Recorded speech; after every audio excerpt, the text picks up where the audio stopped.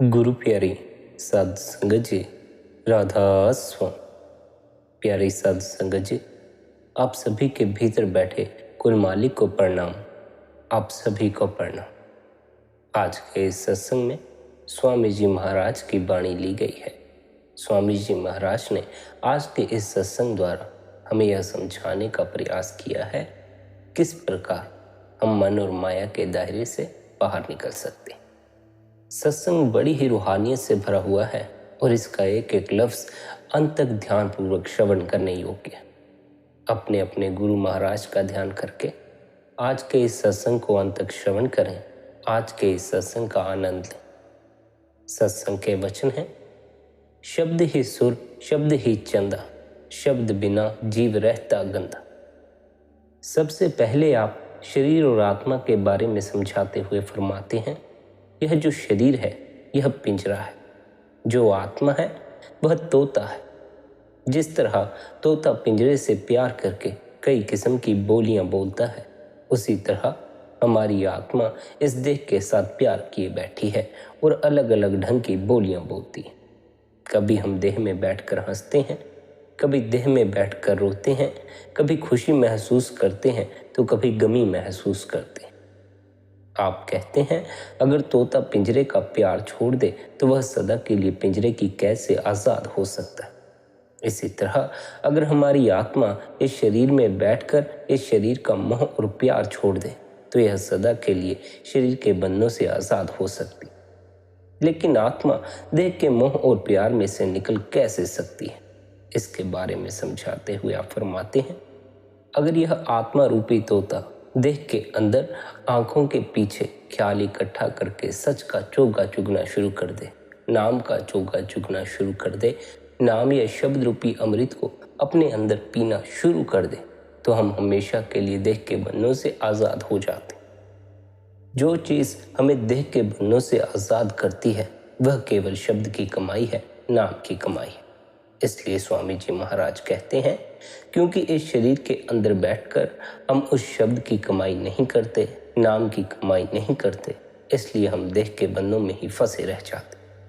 राजा महाराजा बनकर आ जाएं, चाहे कंगाल बनकर आ जाएं, गधे के जामे में आ जाएं, कुत्ते या बिल्लियों के जामे में आ जाएं, हमारा देह के बंधनों से किसी हालत में छुटकारा नहीं होता। जब भी देह के बंधनों से छुटकारा होगा, केवल नाम की कमाई करके, शब्द की कमाई करके होगा। आप कहते हैं, यह जो सब कुछ आप आंखों से देख रहे हो, यह सब कुछ ही परमात्मा ने उस शब्द के जरिए पैदा किया। सबसे पहले शब्द था, सब कुछ उस शब्द ने पैदा किया। जो कुछ पैदा किया है उसे नाश हो जाना है, फना हो जाना। लेकिन इसको पैदा करने वाली वह शक्ति, यानी वह शब्द, वह नाम, कर्ता की वह शक्ति कभी नाश नहीं होती, कभी फना नहीं होती। परमात्मा ने इस ताकत के जरिए ही दुनिया की रचना की। जिस दिन परमात्मा सृष्टि से शब्द को निकाल लेगा, यहाँ प्रलय, महाप्रलय हो जाएगा। प्रलय के समय पृथ्वी पानी में घुल जाती है, पानी को अग्नि खुश्क करती है, अग्नि को हवा उड़ाती है, हवा को आकाश खा जाता। अब यह सवाल पैदा होता है कि शब्द के सहारे खंड ब्रह्मांड किस तरह चलते फिरते नजर आते। आप देखो, यह जो हमारा शरीर है यह भी तो 5 तत्वों का ही पुतला है। यह भी मिट्टी, पानी, आकाश वगैरह का ही बना हुआ है। कौन सी चीज इन 5 तत्वों को इकट्ठा किए बैठी। दिन रात हम संसार में दौड़ते फिरते हैं, काम काज में लगे हुए हैं। जब तक हमारे शरीर के अंदर शब्द की एक किरण, आत्मा मौजूद रहती है, किस तरह 5 तत्वों का पुतला दौड़ता फिरता। जिस दिन परमात्मा आत्मा को शरीर में से निकाल लेगा, यह 5 तत्व नकार हो जाएंगे, हमारी हस्ती ही खत्म हो जाएगी। इसी तरह महात्मा कहते हैं कि उस शब्द के आधार पर ही हमें खंड ब्रह्मांड, सूरज, चांद वगैरह नजर आ रहे हैं। जिस दिन परमात्मा शब्द की ताकत को दुनिया से निकाल लेगा, यहाँ प्रलय और महाप्रलय हो जाए। शब्द ने धरती पैदा की, सूरज पैदा किया, सब दुनिया की रचना पैदा की, और वह शब्द हमारे सबके अंदर दिन रात धुनकारे दे रहा, दिन रात हमारे अंदर बज रहा। इसलिए स्वामी जी महाराज कहते हैं, उस परमात्मा ने दुनिया की रचना शब्द के जरिए की है। और क्योंकि हम देह में बैठकर शब्द की कमाई नहीं करते, इसलिए हमारी आत्मा हमेशा गंदी रहती है। शब्द से दूर रहने के कारण हमारी आत्मा पर गंदे गंदे गिलाफ चढ़े रहते। हमारी आत्मा निर्मल थी, पवित्र थी, लेकिन मन का साथ लेकर अति गंदी, अति मैली हो चुकी है। आप देखो कि बिजली का बल्ब कितनी तेज रोशनी वाला होता है।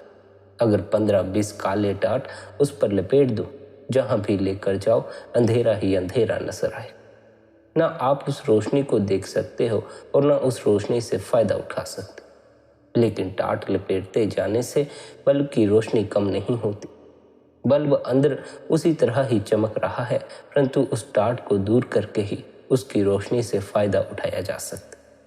इसलिए आप बड़े प्यार से समझाते हैं कि आत्मा तो पवित्र है क्योंकि उस परमात्मा की अंश है, लेकिन माया के जाल में फंसकर, मन के अधीन होकर, कर्मों के जाल में फंसकर, विषय विकारों में फंसकर अति गंदी हो चुकी है, अति मैली हो चुकी है। अगर आप गंदगी के ये गंदे गंदे गिलाफ आत्मा से उतारना चाहते हो तो एक ही तरीका है कि शब्द की कमाई करो। छुरी पर कितना भी जंग क्यों ना चढ़ा हो, सान पर रगड़ना शुरू कर दो तो आहिस्ता आहिस्ता छुरी साफ सुथरी होकर निकल आती। हम मनमुख पुरुषों के कितने ही बुरे या खोटे कर्म क्यों ना हो, जो नाम की कमाई है सब कर्मों का सिलसिला ही खत्म कर देती है और हमारी आत्मा फिर से पवित्र हो जाती है। गुरु रामदास जी बड़ी सुंदर मिसाल देते हैं कि लकड़ियां लाकर आप कितना बड़ा ढेर क्यों न इकट्ठा कर लो, आग की एक चिंगारी सारी लकड़ियों को जलाकर राख कर देती।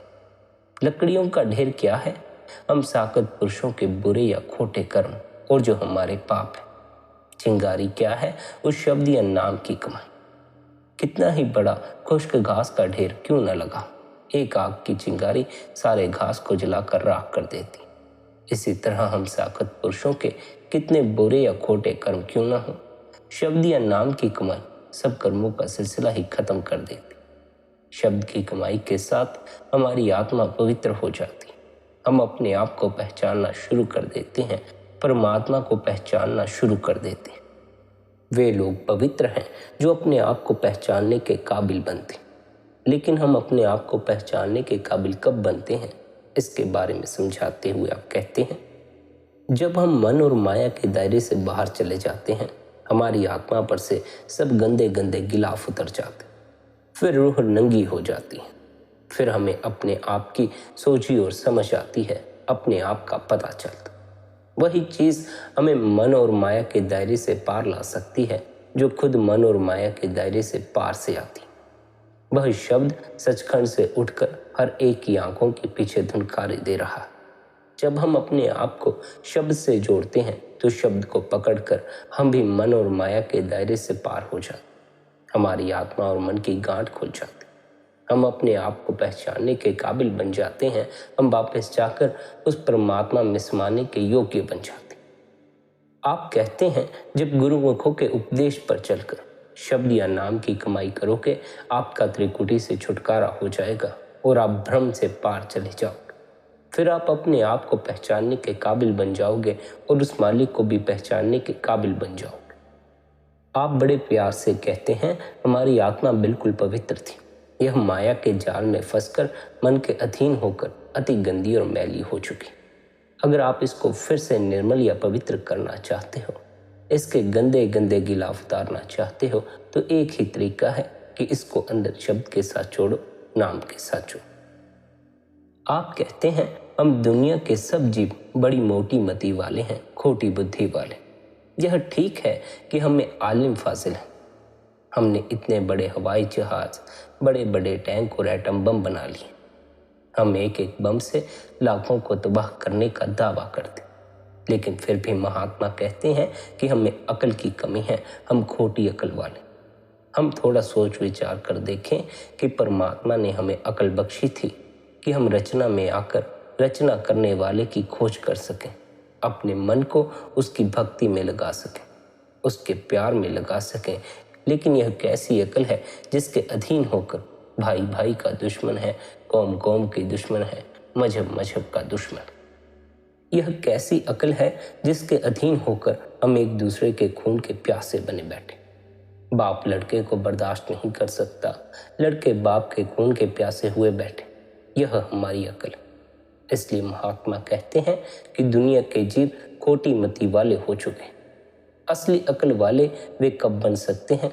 जब शब्द की कमाई करनी शुरू कर देंगे, नाम की कमाई करनी शुरू कर देंगे।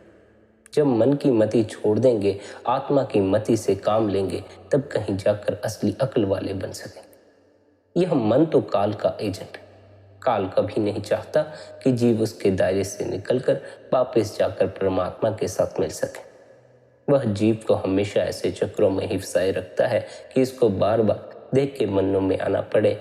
जीव मन माया के दायरे में ही फंसा रहे।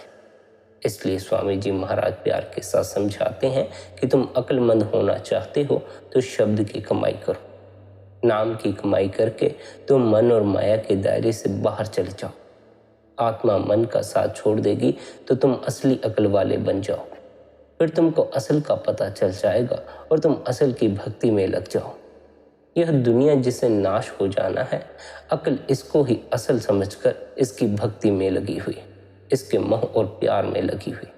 यह कैसी अकल है कि जो चीज़ न किसी की बनी है और न ही किसी की बन सकती है, उसको तो दिन रात अपना बनाने की कोशिश में लगी हुई है। लेकिन जो चीज़ हमारी अपनी है, जो हमारी अपनी बन सकती है, उसकी तरफ हमारा ध्यान या ख्याल कभी भी जाने नहीं देती। इससे ज़्यादा हम और खोटी बुद्धि वाले क्या बन सकते हैं? आप कहते हैं विद्या पढ़ना बड़ी अच्छी चीज़ है, दुनिया में रहने का तरीका और सलीका आता, लेकिन आप उसके जोर से कभी परमात्मा से नहीं मिल सकोगे। उल्टा बहस करने की आदत पैदा हो जाएगी। हम अपने आप को दूसरों से बेहतर और बड़ा समझना शुरू कर देते हैं और एक दूसरे को नफरत की नज़र से देखना शुरू कर देते हैं। संसार की शिक्षा एक दूसरे से आगे हो जाने की शिक्षा है। जब कोई दूसरे से आगे हो जाना चाहेगा तो उसके भीतर दूसरे के प्रति नफरत हो जाना भी स्वाभाविक है। हम अपने बच्चों को दूसरों से आगे होने की दौड़ तो जरूर सिखा रहे हैं, लेकिन हम यह बात भूल जाते हैं कि दूसरों से आगे होने की दौड़ में वे दूसरों से नफरत करना शुरू कर दें। ऐसे इल्म का क्या फ़ायदा जिससे हम दूसरों से लड़ना झगड़ना शुरू कर दें? ऐसे इल्म का क्या फ़ायदा जिससे हम दूसरों से नफरत करना शुरू कर दें? इसलिए आप फरमाते हैं कि अगर आप असली इल्म वाले बनना चाहते हो, असली ज्ञानी बनना चाहते हो, तो केवल शब्द या नाम की कमाई करके ही बन सकोगे। आप देख लो, रावण 4 वेदों का टीकाकार पंडित था, लेकिन मन ने किस प्रकार उसको उंगलियों पर नचा डाला। यही कारण है कि आप बार बार समझाते हैं, अगर तुम असली आलिम फासिल, असली विद्वान बनना चाहते हो तो शब्द की कमाई करो। कबीर साहिब ने, गुरु नानक साहिब ने कौन से स्कूल या कॉलेज में जाकर तालीम पाई थी, लेकिन मालिक की बख्शीश से उन्हें सारा ही ज्ञान अंदर हासिल हो गया। अगर असली ज्ञान हासिल करना चाहते हो तो केवल शब्द की कमाई करके हासिल कर सकते हो, केवल नाम की कमाई करके हासिल कर सकते हो। और उस ज्ञान को हासिल करने के लिए कहीं जाने की आवश्यकता भी नहीं पड़ती। अपनी इस देह के भीतर बैठकर ही उस ज्ञान को हासिल किया जा सकता। आप फरमाते हैं, हम सब दुनिया के जीव सुख और शांति हासिल करना चाहते हैं, लेकिन सुख और शांति हासिल करने के लिए हमारा ध्यान किस तरफ जाता है? हम बेटे बेटियों में, कौमों, मजहबों, मुल्कों की मान बढ़ाई में, दुनिया की धन दौलत में, दुनिया के ऐशो इशरत, शराबों कबाबों में सुख ढूंढते हैं। जितना इधर से सुख और शांति ढूंढने की कोशिश करते हैं, हम दिन रात उतना ज़्यादा दुखी होते चले जा रहे हैं।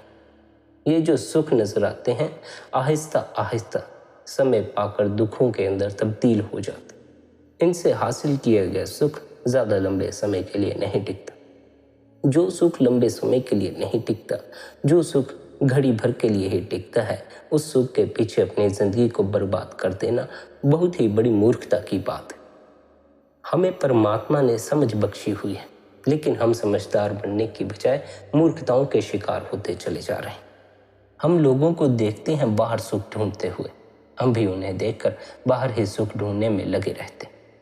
असल में हमें लोगों के झूठे चेहरे ही नजर आते हैं, मुस्कुराते हुए चेहरे ही नजर आते।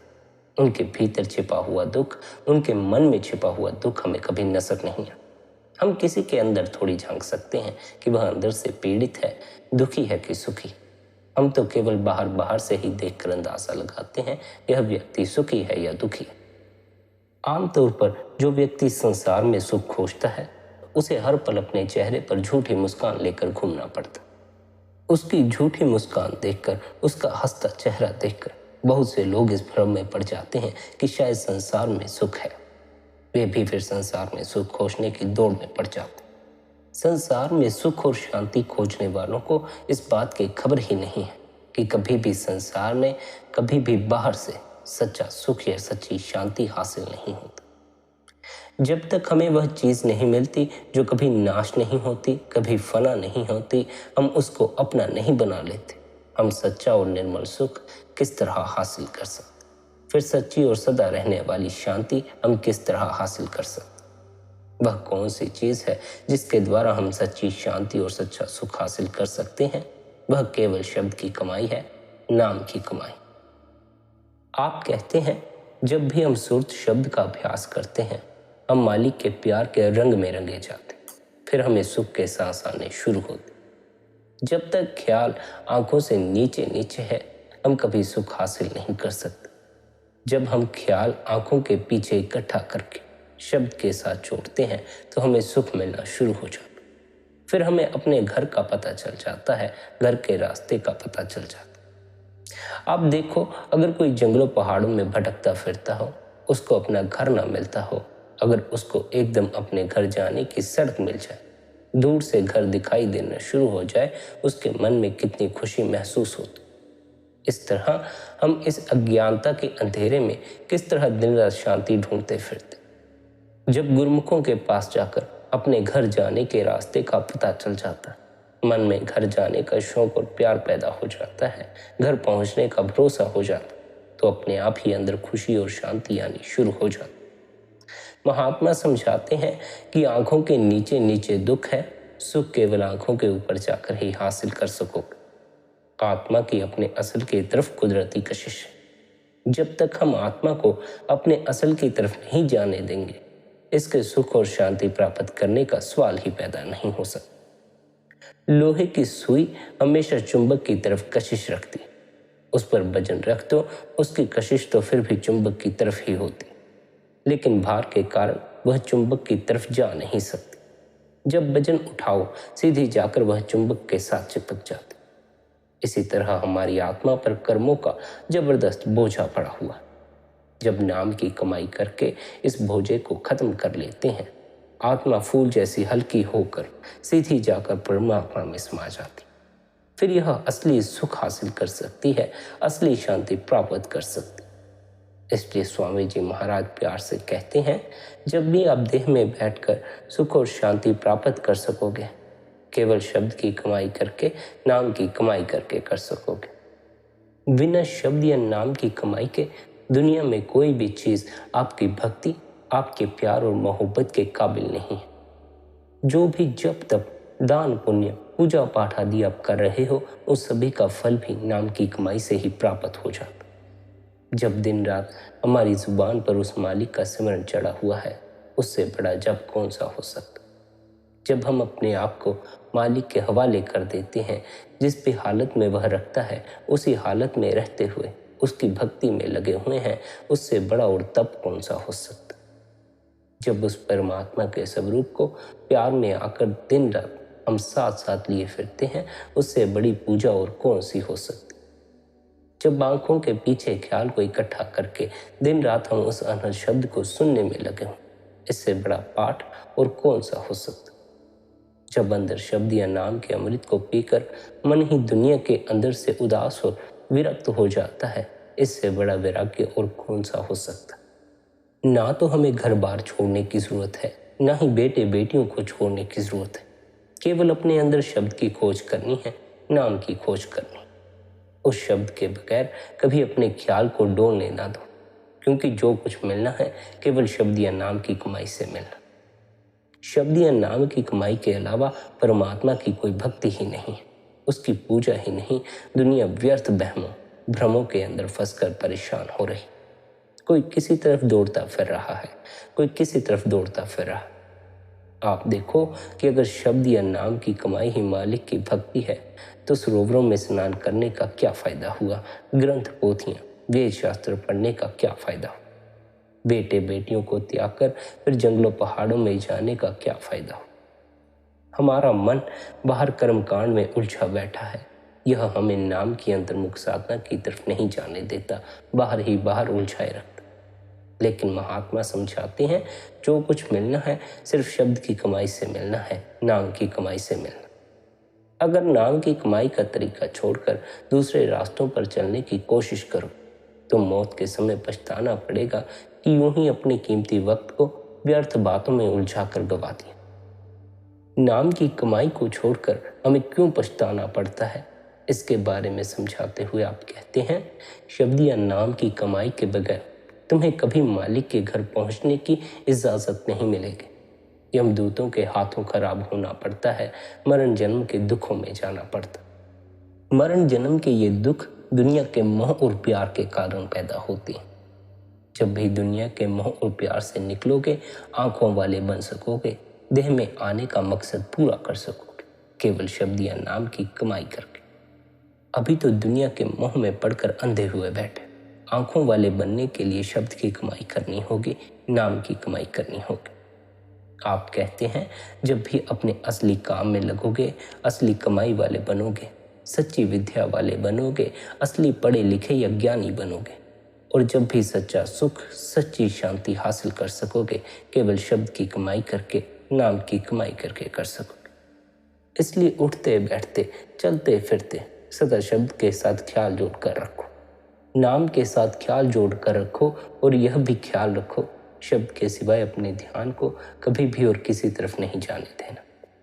यह नहीं कि गंगा गए तो गंगा राम बन गए, यमुना गए तो यमुना दास बन गए।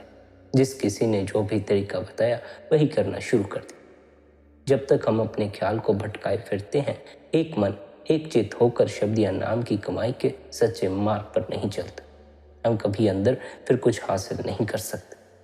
जो मन हिरण की तरह विषय और विकारों में फंसकर कूदता फिरता है, भटकता फिरता है, यह अंदर ही राम नाम के साथ लगकर सदा के लिए अंदर बिन जाता है, काबू आ जाता है, और कोई विचार करने की और कोई तरीका सोचने की जरूरत नहीं है। शब्द से जुड़कर हम सहज ही परमात्मा तक पहुंच जाते हैं। इसलिए अपने ख्याल को हर तरफ से निकालकर केवल नाम के साथ जोड़ दो, शब्द के साथ जोड़ दो। जो कुछ भी आप हासिल कर सकोगे, केवल शब्द की कमाई करके, नाम की कमाई करके। जिस शब्द या नाम की आप इतनी महिमा कर रहे हैं, वह शब्द किस जगह है और उसकी कमाई का साधन कहाँ है, इसके बारे में आप समझाते हुए कहते हैं, भाई, जिस परमात्मा ने तुम्हें पैदा किया, उसने नाम रूपी दौलत तुम्हारे अंदर तुम्हारे लिए रखकर उसका भेद गुरुमुखों के हवाले कर दी। आप ग्रंथ पोथियां पढ़कर अपनी अकल या मन बुद्धि से कितना उस चीज को अपने अंदर ढूंढने की कोशिश करो, कभी कामयाब नहीं हो सको। जब तक मन की मति छोड़कर गुरु की मति पर चलने की कोशिश नहीं करोगे, तब तक भीतर का शब्द सुनाई नहीं पड़ेगा। इसलिए आप फरमाते हैं, शब्द भेद तुम गुर से पाओ। अपनी अकल के साथ जितना मर्जी उस शब्द के अंदर से खोज कर लो, कभी कामयाब नहीं हो सकते। अगर शब्द के साथ ख्याल जोड़ना चाहते हो तो उस युक्ति या साधन का केवल गुरुमुखों से पता चलता, साधु संतों और महात्माओं से पता चलता। गुरुमुखों ने घोलकर हमारे अंदर कुछ भी नहीं डालना। नाम की दौलत परमात्मा ने हमारे अंदर हमारी खातिर ही रखी हुई। वे इशारा और तरीका बताते हैं, जिस तरीके पर चलकर हम अंदर उस दौलत को हासिल करने के काबिल बन जाते, उस दौलत को पाकर बादशाह बन जाते हैं, मरण जन्म के दुखों से छुटकारा हासिल कर लेते। गुरु साहिब बड़ी सुंदर मिसाल देते हैं कि पुरानी आबादियों के नीचे बने बनाए कुएं मिट्टी के नीचे दबे होते। हम उस जमीन पर चलते फिरते हैं, हमें पता ही नहीं होता कि बने बनाए कुएं यहाँ मिट्टी के नीचे दबे हुए हैं। और वे सज्जन हैं जो हमें अपने इल्म और बाकफियत के साथ समझाते हैं कि यहाँ आप ज़मीन की खुदाई करें, आपको बना बनाया कुआं मिल जाएगा। वे वहाँ कुआं बनाकर मिट्टी के साथ दबाकर खबर देने के लिए नहीं आते। उनका इल्म या तजुर्बा होता है, जिससे फ़ायदा उठाकर मिट्टी की खुदाई करके हम भी पानी का इस्तेमाल करना शुरू कर देते। गुरु साहिब कहते हैं कि गुरुमुखों ने हमारे अंदर घोलकर कुछ नहीं डाला, वह दौलत हमारी खातिर हमारे लिए हमारे अंदर पहले से रखी हुई, लेकिन हम बाहर मुखी हुए बैठे हैं, कर्मकांड में फंसे हुए, अंदर उसकी खोज नहीं करते। गुरुमुख हमें बता देते हैं कि शरीर के अंदर कौन सी युक्ति, कौन से तरीके के जरिए आप अपने मन को शब्द के साथ जोड़ सकते, नाम के साथ जोड़ सकते। जिस तरह विद्या की ताकत हम सभी के अंदर मौजूद है, जब हम स्कूलों और कॉलेजों में जाते हैं, उस्तादों की ताबेदारी करते हैं, रातों को जागते हैं, मेहनत करते हैं, तब वह विद्या की सोई हुई ताकत हमारे अंदर जाग जाती है, जिससे हम आलिम, फाजिल और गुणी ज्ञानी बन जाते हैं। जिसके पास वकालत की डिग्री है, इंजीनियरिंग की डिग्री है, उस्तादों ने कौन सा उनके भीतर कुछ घोल कर डाल दिया। सिर्फ उस्तादों की संगति और सोहबत करने से ही उनकी अकल तेज हो गई और वे विद्वान बन गए। जो छात्र उस्तादों से डरकर स्कूल से भाग आते हैं, विद्या की ताकत तो उनके अंदर भी होती, लेकिन सोई हुई आती है, सोई हुई ही चली जाती है। स्वामी जी महाराज प्यार के साथ समझाते हैं कि परमात्मा ने वह नाम हमारे अंदर हमारी खातिर रखा हुआ है, लेकिन जिस युक्ति और साधन के साथ अंदर नाम की लज्जत को हासिल करना है, उसका पता हमें गुरुमुखों से, साधु संतों और महात्माओं से लेना। केवल पता ही नहीं लेना है, आप फरमाते हैं शब्द वेद तुम गुर से पाओ, शब्द माही फिर जाए समाओ। भेद लेकर, तरीका सीखकर इस कदर शब्द या नाम की कमाई करनी है कि उसमें ही जाकर समा जाना। अपनी हस्ती शब्द में लीन कर देनी है, शब्द या नाम का रूप हो जाना। आप कहते हैं सच्चे शब्द सच समाए। इतनी नाम की कमाई करनी है, इतना उसके साथ अंदर प्यार पैदा कर लेना है कि सच्चे शब्द के अंदर ही जाकर समा जाना, हमें शब्द ही बन जाना। नाम कहीं बाहर नहीं है, नाम हमारे शरीर के अंदर है। गुरुमुखों के जरिए हमें अपने ख्याल को उस नाम के साथ जोड़ना। अगर कोई बीमार है, डॉक्टर से दवा लेकर घर में ही रख देता है, इस्तेमाल नहीं करता, उसके जिस्म के अंदर से बीमारी फिर किस तरह दूर हो सकती। इसी तरह नाम लेने के साथ हमारा देह के बंधनों से छुटकारा नहीं होता। महात्मा जो तरीका हमें बताते हैं, उसके मुताबिक उठते बैठते, चलते फिरते शब्द या नाम की कमाई करके ही हम देह के बंधनों से छुटकारा हासिल कर सकते। इसलिए हमें हमेशा उठते बैठते अपने ख्याल को उस शब्द या नाम के साथ जोड़कर रखना। जिस वक्त हम आंखें बंद करते हैं, हमें अपने अंदर अंधेरा ही अंधेरा नजर आता, लेकिन जब गुरुमुखों के समझाने के मुताबिक सिमरन और ध्यान के जरिए 9 द्वारों से ख्याल को निकालकर आंखों के पीछे इकट्ठा करके शब्द के साथ जोड़ना शुरू कर देंगे, हमें अंदर प्रकाश नजर आना शुरू हो जाए। आहिस्ता आहिस्ता यह सारा अंधेरा हमारी आंखों से दूर हो जाएगा, हमें उस मालिक का नूर और प्रकाश नजर आना शुरू हो जाए। उस अंदर की ज्योति, अंदर के प्रकाश का हर एक महात्मा ने जिक्र किया हुआ। वह राम नाम की ज्योत हर एक के अंदर जल रही है। वह चोरों के अंदर भी है, साधु संतों और महात्माओं के अंदर भी है। वहाँ कौमों, मजहबों और मुल्कों का सवाल ही पैदा नहीं होता। कोई हिंदू होकर अंदर जाए, कोई सिख होकर अंदर जाए, कोई ईसाई होकर अंदर जाए, जो कोई भी आंखों के पीछे अपने ख्याल को इकट्ठा करता है, वह अपने अंदर ही उस ज्योत के प्रकाश को देखना शुरू कर देता। जब 9 द्वारों से ख्याल निकालकर आंखों के पीछे इकट्ठा करोगे, आप द्वैत में से निकलकर एकता के अंदर आ जाओगे। वहां आपको ज्योत जलती दिखाई देगी। उस ज्योत को अपने अंदर देखना। जैसे जैसे भीतर देखना शुरू करोगे, प्रकाश ही प्रकाश दिखाई देना शुरू हो जाए। शब्द की कमाई करने से आपके रास्ते से अज्ञानता का अंधेरा दूर हो जाएगा, आपका अंतस प्रकाश से भर जाएगा और उस प्रकाश के जरिए आहिस्ता आहिस्ता उस मंजिल मकसूद की तरफ जाना शुरू कर दोगे, जहां से शब्द की आवाज आ रही है, शब्द का प्रकाश आ रहा है। आप उस आवाज को पकड़कर अपने असल घर का रुख कायम कर सकते हैं, यानी सचखंड का रुख कायम कर सकते। आप अंतस के प्रकाश के जरिए अपने रूहानी सफर को तय कर सकते। इसलिए शब्द की सहायता द्वारा अपने असल घर का रुख कायम करना है और प्रकाश की सहायता से अपने असल घर पहुंच जाना। सचखंड में उन्हीं को प्रवेश मिल सकता है जिनकी आत्मा निर्मल है, क्योंकि शब्द निर्मल है, पवित्र है। इसलिए जब हम अपने ख्याल को अंदर शब्द के साथ जोड़ते हैं, हमारी आत्मा भी निर्मल और पवित्र हो जाती है। वह शब्द सबसे अलग है, सबसे निर्लेप है। जब हम उसके साथ जुड़ जाते हैं, हम भी रचना से अलग या निर्लेप हो जाते हैं, हम भी सारी दुनिया से अलग हो जाते हैं।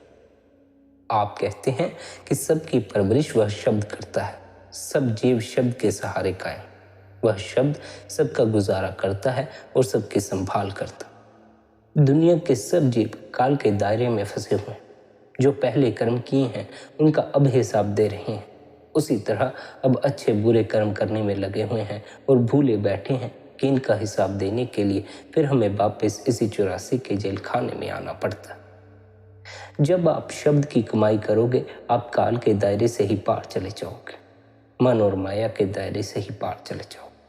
जब गुरुमुखों के कहने के मुताबिक सच्चे नाम की कमाई करोगे इस भवसागर से पार हो जाओगे। आपका काल के जाल से, देह के बंधनों से सदा के लिए छुटकारा हो जाएगा। वह चीज ही हमें मन और माया के दायरे से पार ले जा सकती है जो मन और माया के दायरे के पार से आती है। शब्द सचखंड से उठता।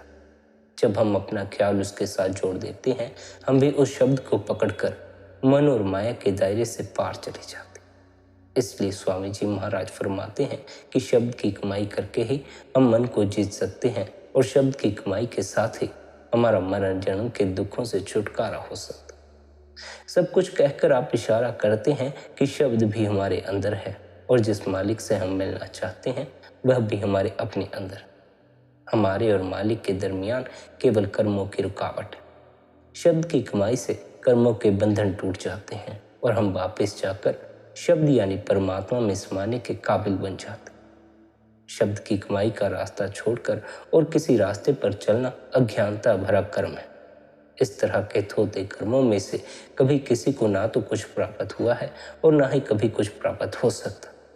आपके कहने का मतलब है कि जब भी देह में आने का मकसद पूरा कर सकेंगे, जब भी आवागमन के बंधनों को तोड़कर हम कुल मालिक के साथ विशाल कर सकेंगे, केवल शब्द की कमाई करके, नाम की कमाई करके।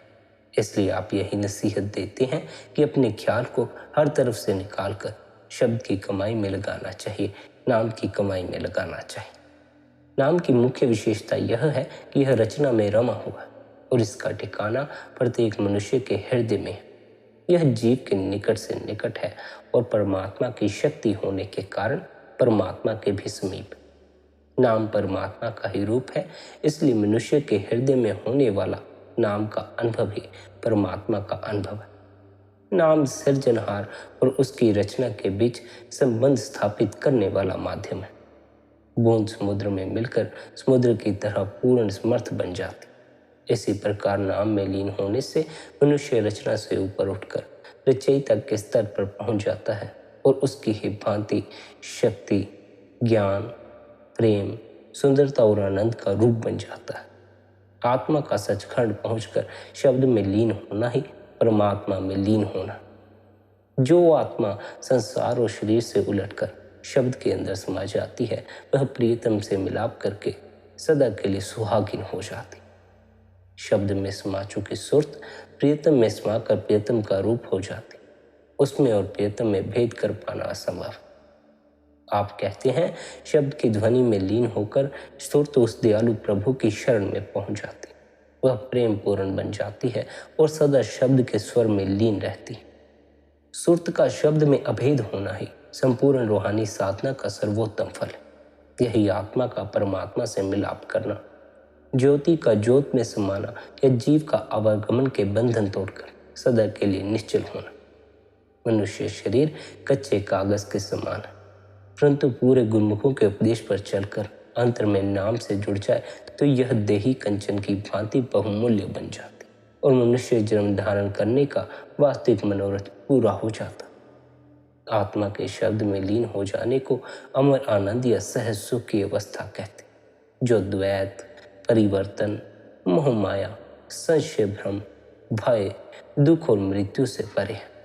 इस अवस्था में अनहद शब्द का आनंद में राग सुनाई देता है और परमात्मा के भक्त यानी संत सदा उसके दर्शन का आनंद प्राप्त करते।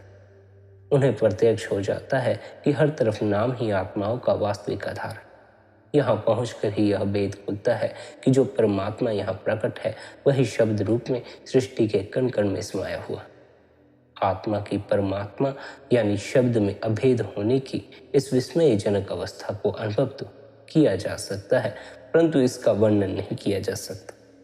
इसलिए हमें इस अवस्था का स्वयं अनुभव करना, हमें निरंतर भजन सिमरन करना है, निरंतर ध्यान करना है, ताकि हमें इस अवस्था का स्वयं को अनुभव हो जाए। संपूर्ण आध्यात्मिक साधना का उद्देश्य परमात्मा की अंश चेतन आत्मा को जड़ शरीर और मन से मुक्त कराना। जब सिमरन और ध्यान की सहायता से मन और आत्मा आंखों के पीछे एकाग्र होकर यहाँ स्थिर हो जाते हैं तो सचखंड से आ रही शब्द की ध्वनि इन्हें खींचकर त्रिकुटी में ले जाती। त्रिकुटी मन का स्रोत। मन के त्रिकुटी में लीन होने से जब आत्मा मन और कर्मों के प्रभाव से मुक्त हो जाती तो शब्द इसे ऊपर खींचकर 10वें द्वार में ले जाता। 10वें द्वार में शब्द के अभ्यास द्वारा आत्मा अपने निज स्वरूप को प्राप्त कर लेती है और इसके अंदर उच्च मंडलों में जाने की शक्ति जागृत हो जाती। फिर यह शब्द में लीन होकर शब्द के साथ वापिस सचखंड पहुंच जाती है और अमर आनंद की सहज अवस्था प्राप्त कर लेती। आमतौर पर हमारा मन इतनी तेजी से दौड़ता है कि हमें भीतर गूंजता शब्द सुनाई नहीं पड़ता, भीतर गूंजता नाम सुनाई नहीं पड़ता। शब्द की धुनकार को सुनने के लिए हमें पहले इस दौड़ते हुए मन को ठहराना होगा। जब तक हमारा यह मन संसार की तरफ ही दौड़ता रहेगा, हम मन और माया के दायरे से कभी बाहर नहीं जा सकें। हमें पहले इस मन को ठहराना होगा। इस मन को ठहराने के लिए सद्गुरु हमें सिमरन और ध्यान की युक्ति सिखा देते। सिमरन और ध्यान की सहायता से हमें इस दौड़ते हुए मन को वश में करना है। जब तक हमारा यह मन दौड़ में पड़ा हुआ है, हम भीतर वह एकाग्रता कायम नहीं कर सकते जिसके द्वारा कि हम भीतर गूंजते शब्द को सुन सकें। निरंतर सिमरन करते रहने से हम भीतर वह एकाग्रता कायम कर लेते हैं जिसके द्वारा कि हम भीतर गूंजते शब्द को सुन सकते। निरंतर सिमरन और ध्यान करने से हम अपने मन को बाहर भटकने से रोक लेते हैं और इसे भीतर ठहराने में कामयाब हो जाते हैं। जितना आपका मन भीतर ठहरेगा उतना ही आपको सुख और शांति का अनुभव होना शुरू हो जाएगा। जितना आपका मन बाहर भटकेगा उतना ही आपको दुख और तनाव का अनुभव होना शुरू हो जाएगा। असल में हमारे जीवन का तनाव, हमारे जीवन की चिंताएं हमारे इस भटकते मन के कारण पैदा होती। जब भी आप अपने इस भटकते मन को ठहरा लेंगे, आप बड़े हैरान होंगे कि आपके जीवन से सभी चिंताएं और परेशानियां एक ही क्षण में विदा हो गई। जो बाहर भटकते मन को पकड़ लेता है वह बाहर की चिंताएं और परेशानियां भी पकड़ लेता। जो भीतर ठहरे हुए मन को पकड़ता है, धीरे धीरे आत्मा भी उसकी पकड़ में आना शुरू हो जाती। लेकिन आत्मा का अनुभव तब तक नहीं होता जब तक हम इस मन के दायरे से परे ना चले जाएं। मन से ऊपर उठकर ही हमें अपनी आत्मा का अनुभव हो सकता है। इसलिए हमें निरंतर भजन सिमरन करना है, निरंतर गुरु द्वारा दिए हुए अभ्यास की पालना करनी है ताकि हम भी इस मन से परे उठ सकें। हम भी इस मन के पार जो है वह आत्मा, उसका अनुभव कर सकें। उस आत्मा के अनुभव के बाद हम परमात्मा का अनुभव भी कर सकते। आत्मा की खबर लग जाए तो परमात्मा में समाना हो जाता। हमें परमात्मा में समाकर हमें मनुष्य जन्म के अपने असल उद्देश्य को पूरा करना। मनुष्य जन्म के उद्देश्य की पूर्ति के लिए अपने गुरु महाराज द्वारा दिए हुए अभ्यास की पालना करते रहें, निरंतर भजन सिमरन करें, निरंतर ध्यान करें। प्यारी साध संगत जी, यदि आज का यह सत्संग आपको अच्छा लगा हो तो आज के इस सत्संग को आप अपने मित्रों और संबंधियों के साथ शेयर भी कर सकते हैं। साथ ही आप शबद सत्संग चैनल को सब्सक्राइब करके हर रोज सुबह 5:30 बजे सत्संग का आनंद ले सकते हैं। बाकी आपकी अपनी मौज है। अपना ख्याल रखें, सबके प्रति भीतर भले की कामना रखें। इतने प्रेम और प्यार से आपने सत्संग को सुना, उसके लिए आप सभी का धन्यवाद। राधा स्वामी जी।